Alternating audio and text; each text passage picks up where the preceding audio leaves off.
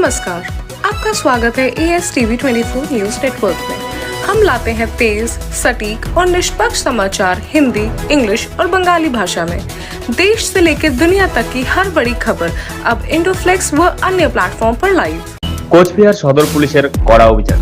কোচবিহার সদর পুলিশ সম্প্রতি ট্রাফিক আইন ভঙ্গ ও বেআইনি ফুটপাত দখলের বিরুদ্ধে কড়া অভিযান শুরু করেছে।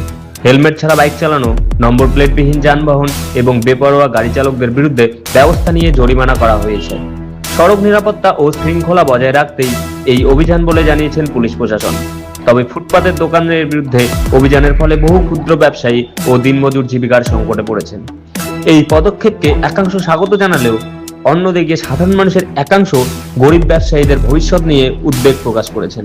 না, আমাদের গত মাস থেকেই আপনারা জানেন সরকারের কড়া নির্দেশ আছে, আমাদের হেলমেটবিহীন যারা চালক আছে এবং ট্রাফিক আইন ভঙ্গকারী যারা আছে তাদের বিরুদ্ধে আমাদের কন্টিনিউয়াস অভিযান চলছে। এবং তারই অঙ্গ হিসাবে আজকে আমরা বিভিন্ন জায়গায় অভিযোগ পাই যে খাগড়াবাড়ি যে চত্বর আছে এখানে বিভিন্ন অবৈধ পার্কিং অনেক টোটো এবং দোকানদাররা ফুটপাতের দোকান দিয়ে রাখে এবং আমরা তার সত্ত্বেও দেখতে পাই যে কিছু দোকানে আমরা ওয়ার্নিং দিই এবং তারা দোকান রাস্তায় সরিয়ে নেয়।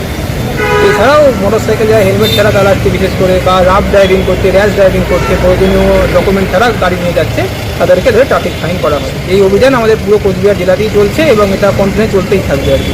তাই সবাইকে অনুরোধ করব যে শুধু আমাদের ফাইনের জন্য না বা পুলিশের ভয়ে না, আপনারা নিজের জীবনের জন্য, নিজেকে সুরক্ষিত রাখার জন্য ট্রাফিক আইন মেনে চলুন এবং দয়া করে রাস্তাতে পার্কিং বা যারা দোকানদার আছেন তারা রাস্তার মধ্যে কোনো রকম কোনো জমায়েত বা দখল করবেন না। For more updates, continue watching ASTV 24.